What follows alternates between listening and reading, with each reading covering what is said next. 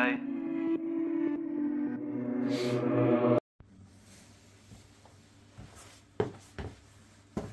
On se retrouve aujourd'hui pour pec épaule. Il est 21h40, ça fait tard. Mais bon, en général, c'est quand je suis le plus fatigué que je fais les meilleures séances.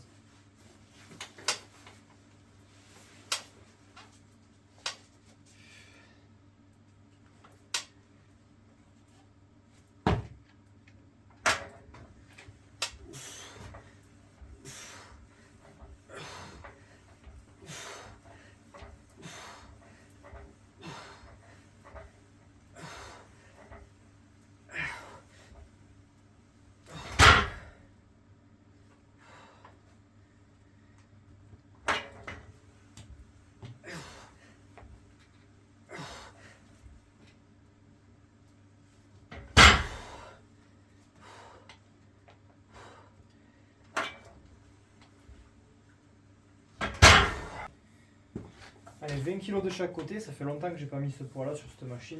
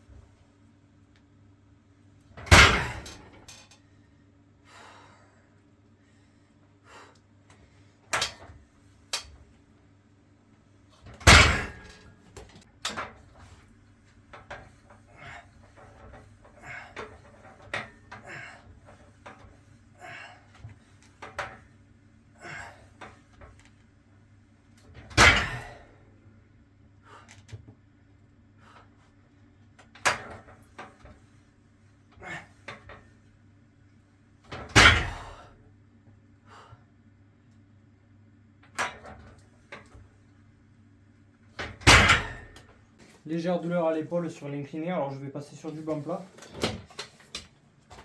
pour la dernière série.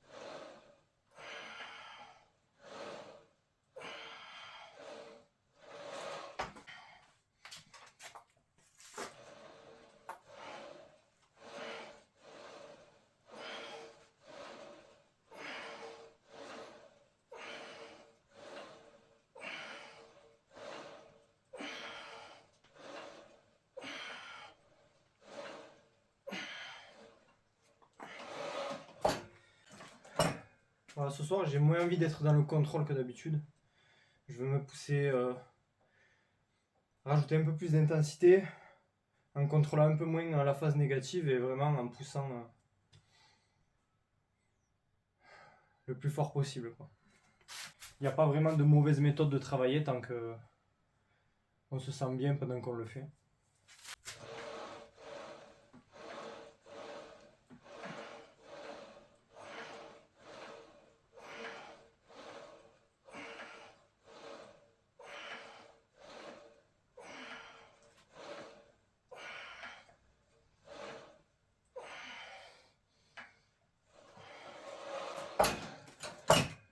Voilà pour le petit détail pour les écarter à la poulie. Moi j'aime bien avancer jusqu'à que je sente un étirement au niveau des pecs. Tant que je sens pas l'étirement en position ouverte comme ça veut dire que je suis pas bien placé. C'est pas vraiment un exo intéressant pour la phase de contraction, même si quand même elle joue un rôle. Mais c'est plutôt intéressant pour la phase d'étirement. Après les exercices tels qu'on a fait tout à l'heure, qui sont plus axés sur la poussée et la surcharge. Dernière série pour les pecs.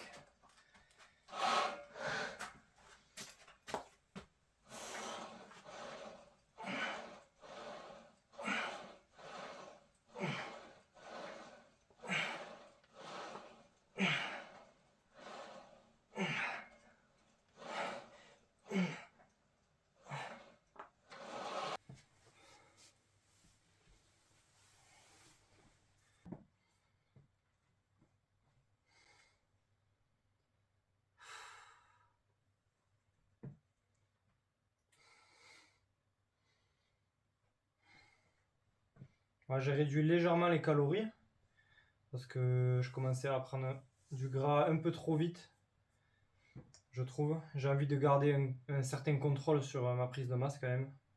Ne pas avoir trop à perdre pendant la phase de sèche. Parce que ça, c'est dur par contre. Perdre le gras.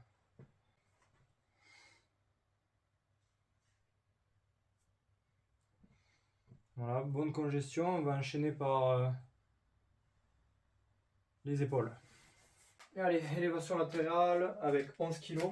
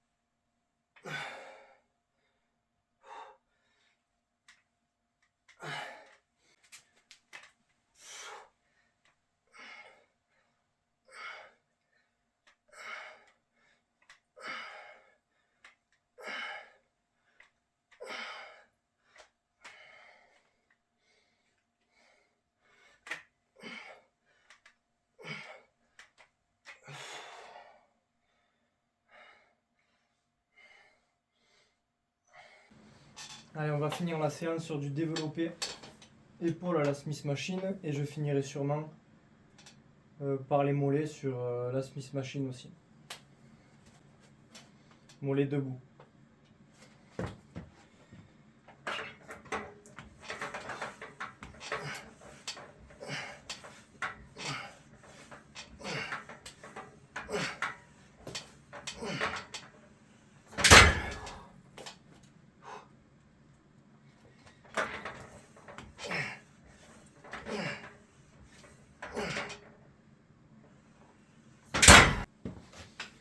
J'ai rajouté 1,25 de chaque côté. Très important les petits poids. Là j'ai fait 12 reps à la première je crois, ou 11. Donc ça veut dire que je suis capable d'en faire au moins 8 avec plus lourd. Donc chaque opportunité que j'ai à mettre plus lourd, de manière contrôlée, je le fais.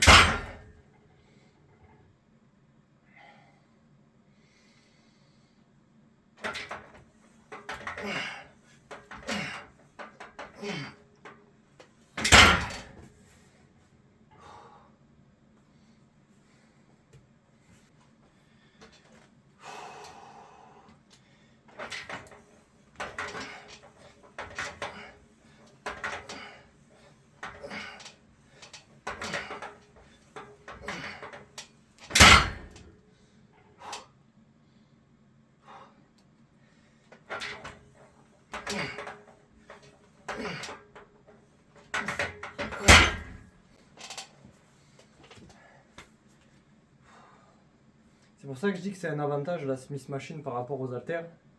Là, imaginons que je suis sur la même position de bas avec des haltères et que j'en peux plus, je vais poser les haltères. Je vais pas aller les remonter pour refaire une rep, je pense pas que j'aurai assez d'énergie. Alors que là, je re-rack, je reprends ma position et je peux aller encore plus loin que ce que j'aurais fait avec des haltères. Fin de séance, moi je vais faire mollet debout. Demain, ça sera dos ou MMA, je sais pas. Avant, je faisais MMA plus musculation, mais nerveusement avec le travail, même si je m'en sens capable physiquement, je suis pas sûr que sur le long terme je puisse garder cette cadence. Le but c'est quand même d'être en bonne santé, je veux pas que ça devienne nocif. Donc c'est soit l'un soit l'autre. Et je trouve que c'est assez complémentaire d'ailleurs. MMA très cardio, très athlétique. Faut faire travailler sa souplesse. Musculation, on prend du volume, de la masse musculaire, de la force. Et apprendre à travailler ses muscles en force, en endurance, c'est bien, avec la musculation par exemple. Mais apprendre à les travailler de manière primaire, disons, ce pourquoi on est fait de base, c'est-à-dire survivre dans la nature. Utiliser ses membres pour survivre.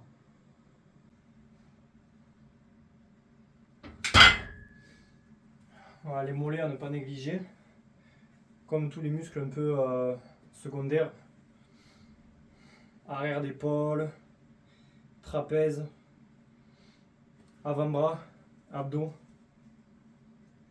J'essaie de poser un jour, à chaque séance, j'essaie de faire un petit muscle que j'ai pas trop envie de faire normalement.